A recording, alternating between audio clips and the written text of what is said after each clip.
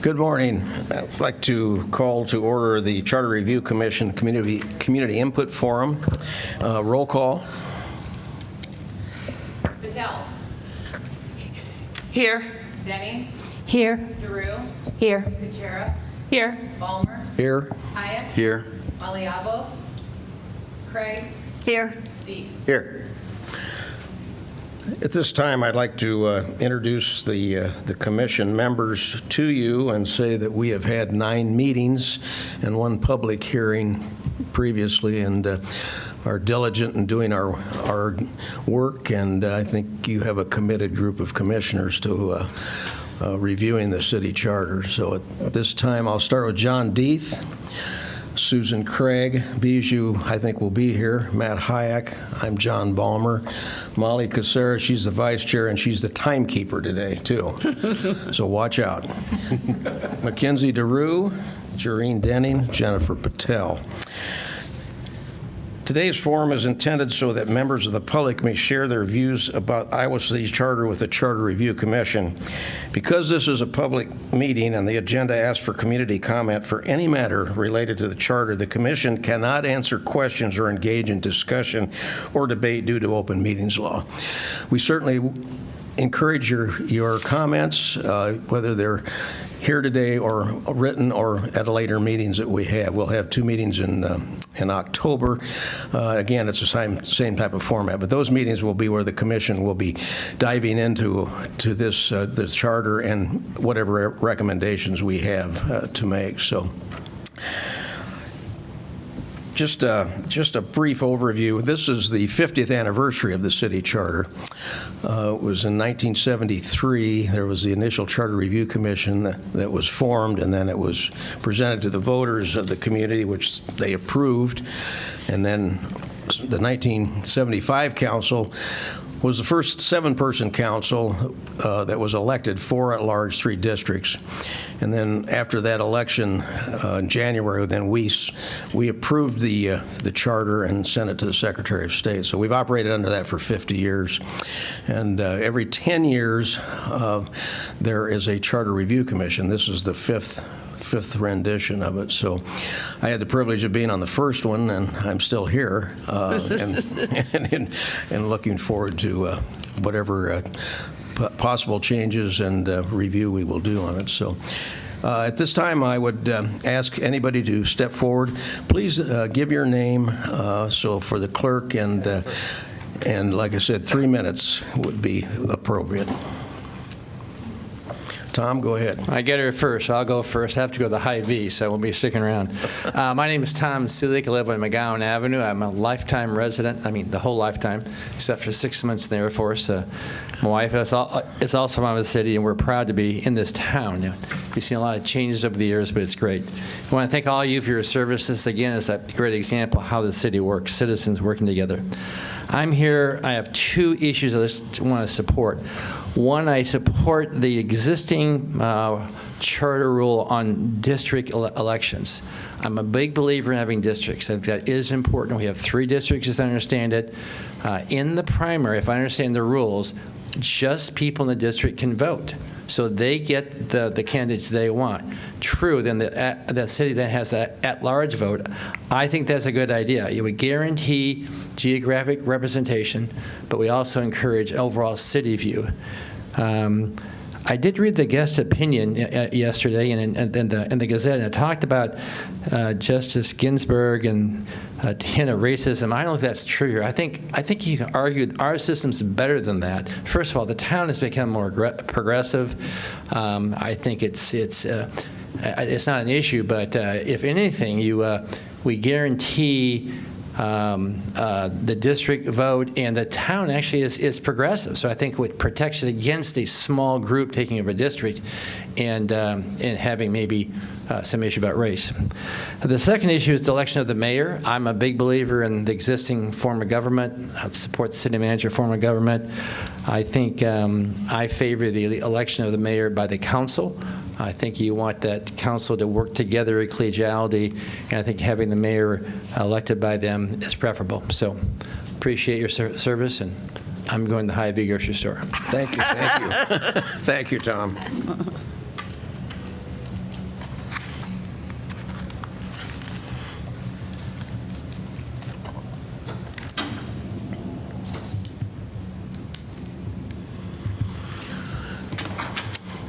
Hello, my name is Josh Moe. I currently live in Iowa City and I serve on the Iowa City City Council. I'm here representing myself, not the entire City Council. I want to thank you, the members of the Charter Commission, for taking this job so seriously. You come prepared to meetings, you write lengthy and thoughtful correspondences to one another, and you also speak to each other with a lot of respect. Thank you very much for your service. I know about the service you're doing because I've been paying close attention to the work you are doing. However, I have not lobbied any of you individually, nor have I spoken to the press, because I feel strongly that individual councilors should not lobby for the council without council permission. At our last City Council meeting, we did discuss ethical City Council engagement with commissions and agreed that this forum, this listening post, was an appropriate time for us to speak as individuals. So that's why I'm here. The whole council, during the formation of your commission, did not ask you to reinvent our system of government. We were specifically asked if we wanted that by the city manager and the city attorney, and we declined. Rather, we asked for a review. What I'm personally looking for in a review is a four-part test. First, what's the problem? Second, what are the goals you're trying to achieve? Third, what's the solution?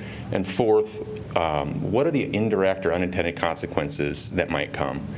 Unfortunately, I haven't seen enough of the step 1 and 2, and that is identifying a problem and identifying the measurable goals that you are trying to achieve.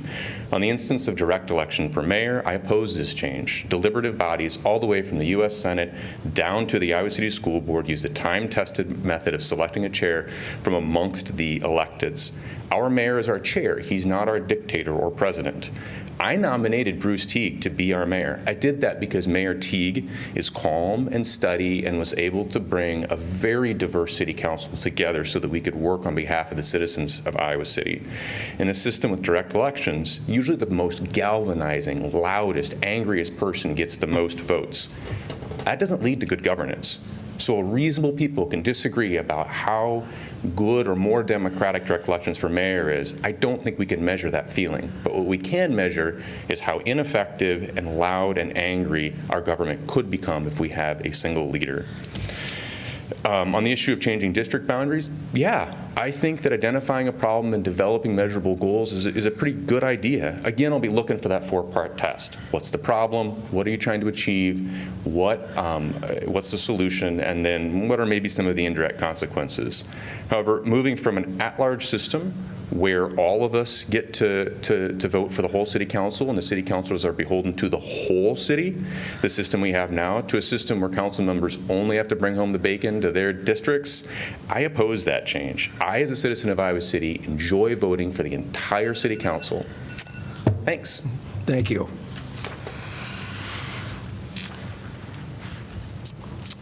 Who would like to speak next?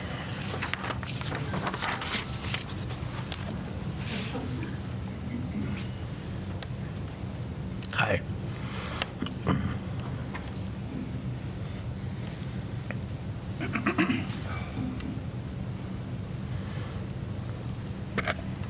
Hello, my name's Jan Weaver. I live at 330 Belden Avenue. I'd like to speak in favor of full district-based voting.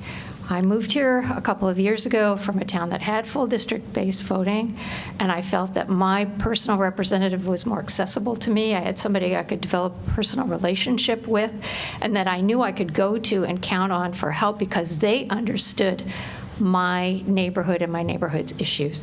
I think full district-based voting would increase the representation of neighborhoods throughout the city. As the article in the paper referred to earlier, it shows that the city at large is overwhelming votes in particular neighborhoods. It would make campaigning for office much more accessible for individuals because they wouldn't have to cover the whole city. They'd be able to deal with the neighborhoods in their district. And it would allow, well, I mentioned it already, the representative to develop a personal relationship with a manageable number of constituents. I just felt like I had a better chance of making my voice heard when I could start with one council member. I would go to all of them at some point, but I needed a person to start with. And right now, in spite of the fact that nominally I have a representative, I just don't feel that level of connection and representation. Thank you very much. Thank you.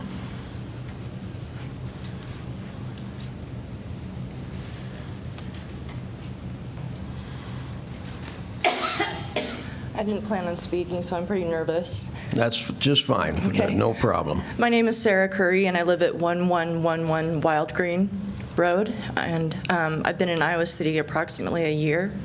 I was fleeing a domestic violence situation, and I came here from Lexington, Kentucky, where I lived at a domestic violence shelter for 3 years, where there was a farm, and it was often in the boonies, so it was very safe. And I was given a Section 8 voucher under VAWA, the Violence Against Women's Act, which is a federal law. We're supposed to be like number 1 on the list as far as Section 8. And when I got here, I was fleeing the situation to come here because I wanted to write about it, and I also, wanted to come to a town that I thought had an educated population, well-informed, and everything else. And I ended up at the shelter house. I was at DVIP first.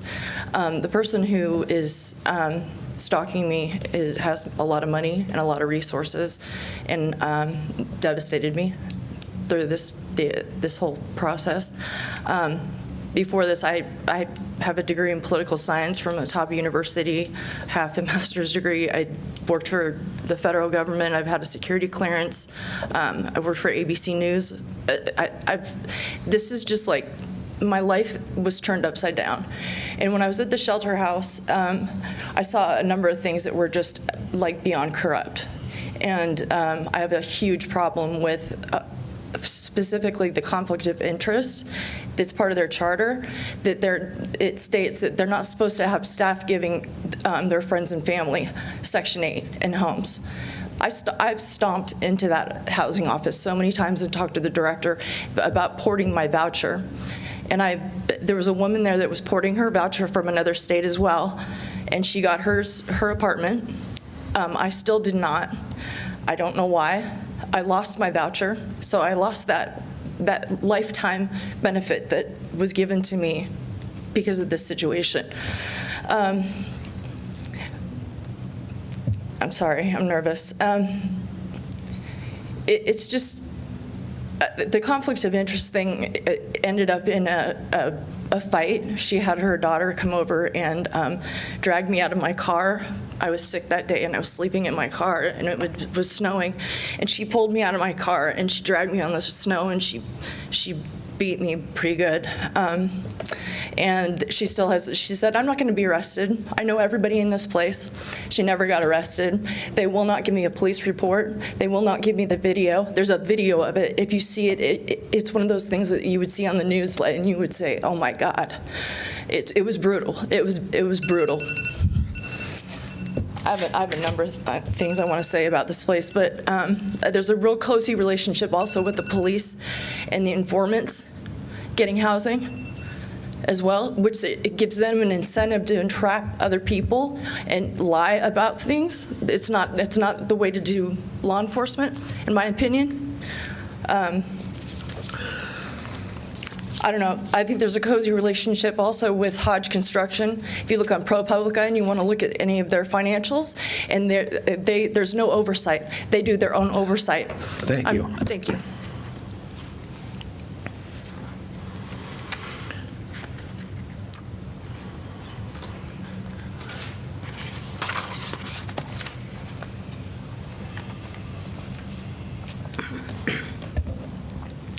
Hi, I'm Anne Marie Krause. I live on the southeast side of Iowa City. I realize that some of what I might say might not fall directly under the purview of the Charter Commission, but perhaps a little overlapping, and I just want to put the awareness out there. In the preamble of the Charter, as I read it online, I'm out of breath, there's new proposed language that's written in red, and it states, we affirm the values of several items, and then it ends with fair and effective stewardship of our unique environment. This is a good start to commit stewardship of the environment, but the word environment can be very broad and sometimes vague in range of meanings, including social environment, urban environment, et cetera. So I'm asking you to further define and commit specifically to our challenged environment consisting of air, water, and soil quality. The city's Climate Action Commission is to be commended for the progress they've made in the area of emissions, but their scope is focused on greenhouse gases, not on the very real threats of pollution of our air, water, and soil in our community, and that needs to be addressed as well. When I stood at this microphone last January with the Planning and Zoning Commission, voicing concerns about industrial air pollution on the southeast side, one of the commissioners said, "Air quality has nothing to do with it." During the next 3 months, the City Council also dismissed the pollution concerns that I and many others communicated. I'm asking you to word the charter and any other official documents in such a way that no one in city government can summarily deny or ignore the existence of pollution and its health hazards. Later in the preamble, written in black, it lists the provision of service related to the health, safety, and welfare of its residents. Providing this service means acting upon concerns brought to the city, not pretending they don't exist, and not claiming that they have no bearing on city decisions. Thank you for this opportunity. Thank you.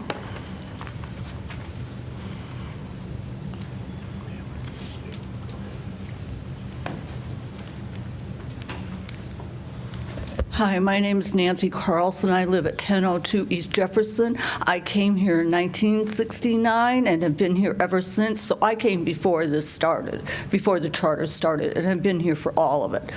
I would like to see us have 4 districts.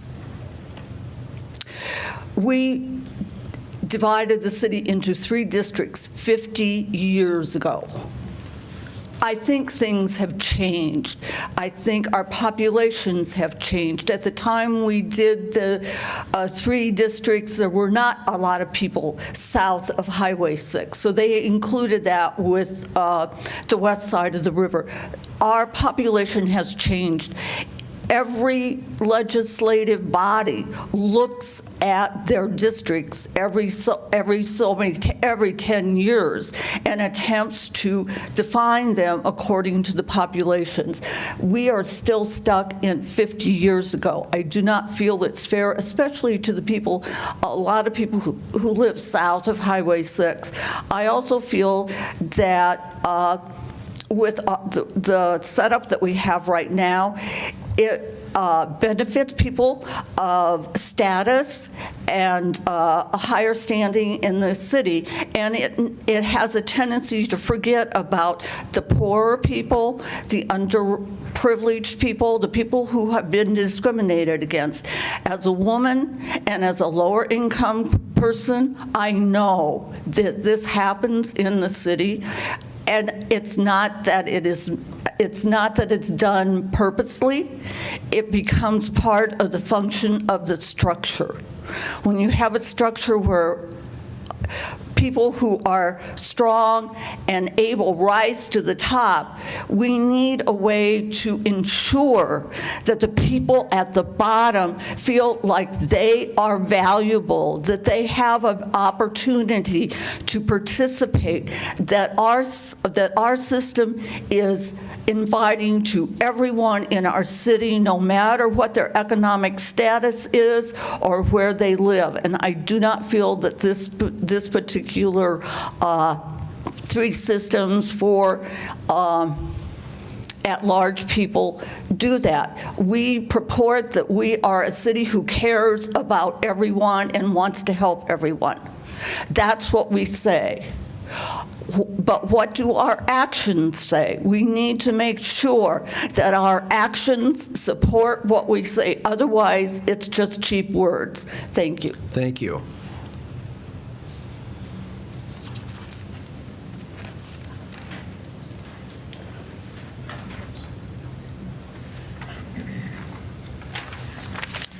Good morning. Good morning.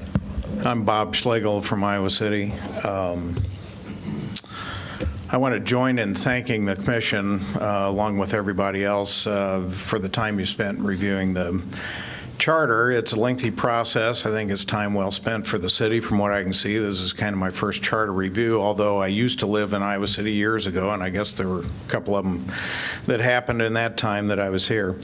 On the two issues, the two primary issues that are being discussed and looked at by the commission, the mayor appointment and the elections, I really just have brief statements and just can kind of underscore what everyone else has presented. People have presented some pretty great arguments for and against, and there's been some good things written. But with regard to the mayor, it seems to me that current system works.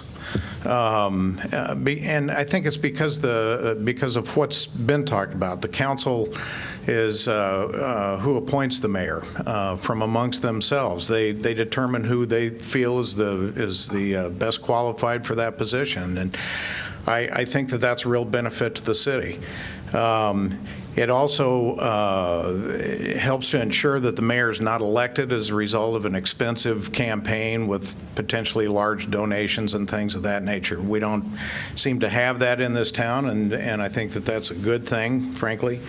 And it provides a safeguard, in my mind, from a veto power that, in the right circumstance, could possibly be misused. And so I think that's a benefit to the city as well.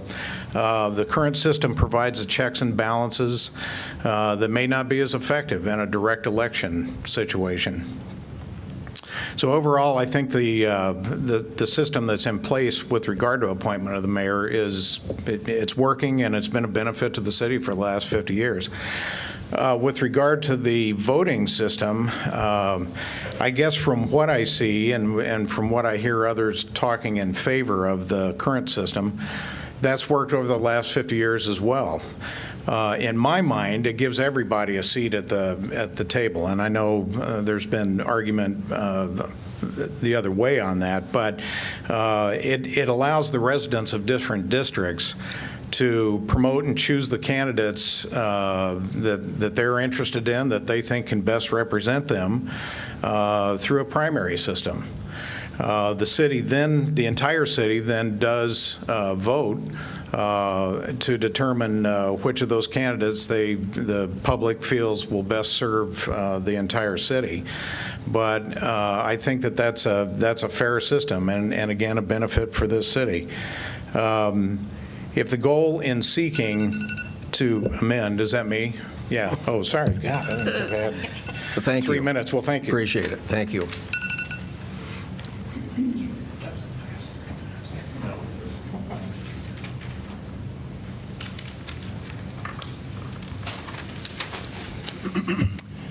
Good morning, members of the commission. Morning. This is probably really good for a city councilor to be able to step on this side and remember what it's like to be facing people. Just a couple things I want to just sort of more informationally, and a couple of things from my perspective, not just as a current sitting member of city council, but also as somebody who's run multiple council campaigns over the years. And so just kind of sharing some of that knowledge and getting to some of the points earlier about accessibility of our election system to people of all backgrounds, socioeconomic, et cetera, et cetera. One of the things that the city has, and some people might be more aware of this, some might not, we do have a city ordinance that limits for city council elections that nobody can donate more than $100 to a campaign. One of the upshots of that is that means nobody can come in and write you a huge check, and then therefore you have these huge strings attached. In order to run a successful campaign for city council, you have to be able to find a number of supporters. I can tell you from my experience that the cost of running a campaign in Iowa City, ballpark, $6,000 to $8,000 if you're doing yard signs and mailers and those kinds of things. You can do it for about that. Some people spend a little more, some people do less, but I think that's a fair ballpark. Then as we pick our mayor from that means our mayor is somebody who ran under that system, which opens up the door to people who don't have to either have a huge amount of bankroll, they don't have to go out and seek a huge donor, they just have to be the kind of person who can organize well enough to maybe get 50, 60, 70, 80, 100 people in order to support their campaign at this lower limit of $100. Now, one thing to remember is we live in a post-Citizens United world, which means that we have a Supreme Court that has at the national level said you can't put limits on campaign spending. What we have here in Iowa City stands because it is there's no big benefit to undermining it for 1 of 7 votes. Plus, if you ran that way in Iowa City, you just lose, right? Because we have that. You switch to a direct elected mayor, you've got somebody who has the ability to set agendas, who has the ability to have the veto power, and now there's a real good stake. Somebody there would have a much bigger incentive to come in and challenge that, which I'm not sure would hold up. I hope it would. We would certainly argue for it, but that's a big gamble. And what I look at, and my own personal fear, and this has been a fear of mine long before I was on the council, as I look at elections and politics for many, many decades. Just up the road in Cedar Rapids, a town that is just twice our size, the last mayoral election ended up running over $500,000 in spending for both candidates combined. And they ended up with, and I'm not going to trash talk, but somebody of a political persuasion who would probably not be a good fit for Iowa City, but was able to get a lot of funding and be the mayor of Cedar Rapids. And again, I'm not criticizing the job that person's doing. I'm just pointing that out as a political reality. So hopefully something you'll consider. Thank you. Thank you.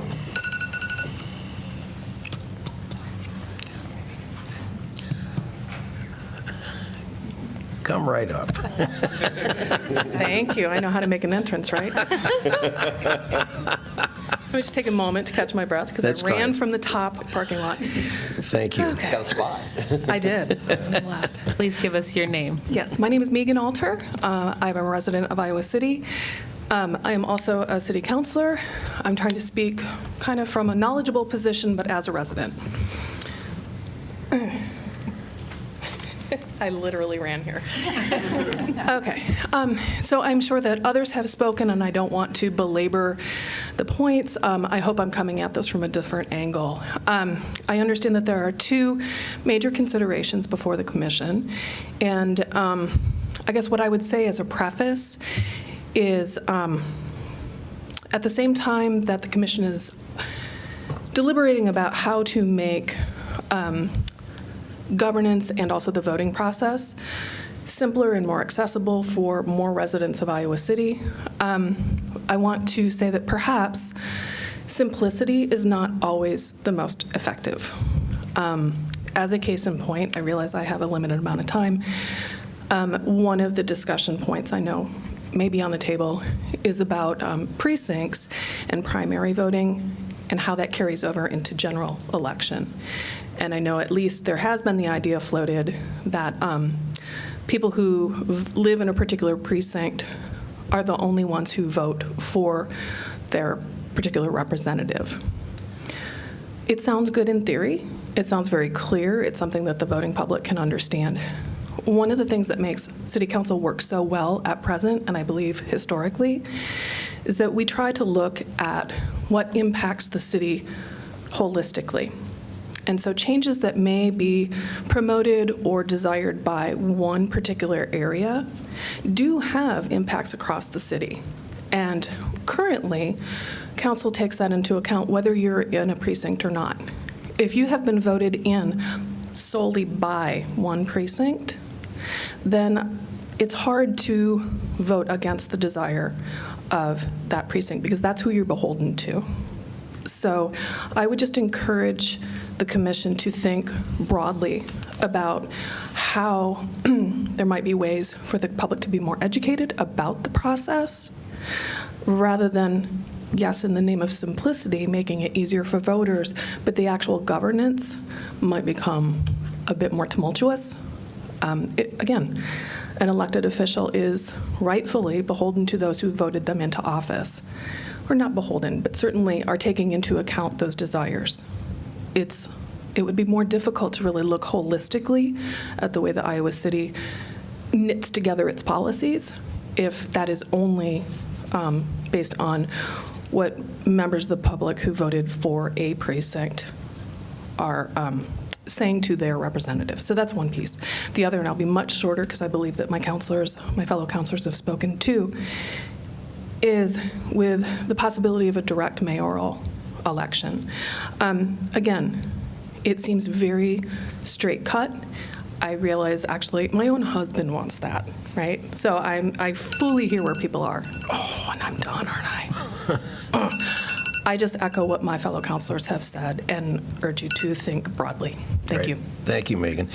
It was Sean Harmson who preceded Megan. Well, that's fine. We appreciate your comments. Who would like to speak next? Just as a point of information, the first 7-person council election, I can remember this well because I was a part of that, and this is just for informational purposes.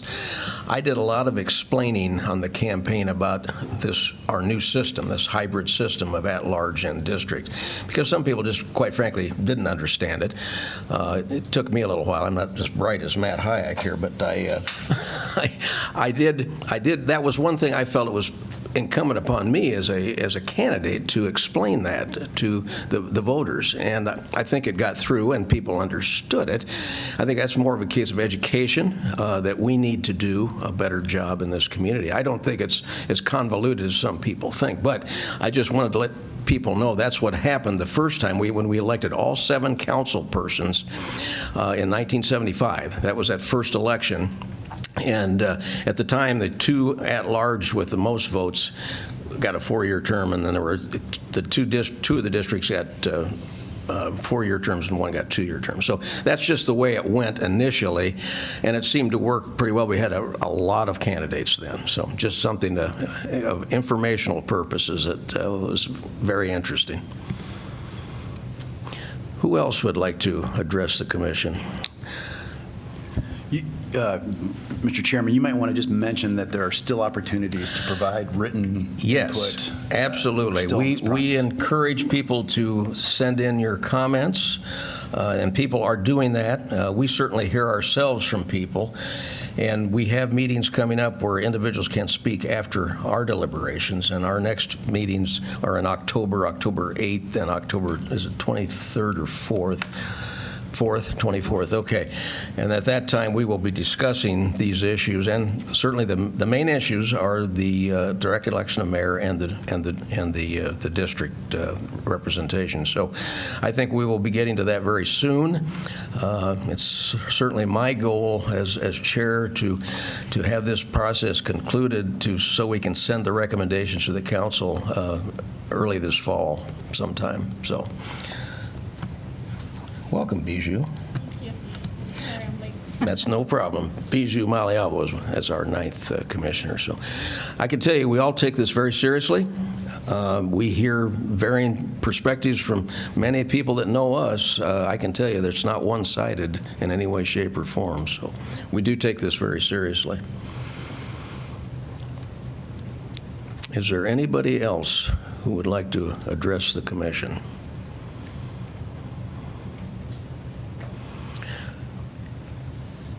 Hearing none. Is there a motion to adjourn? Motion to adjourn. Is there a second? I'll second.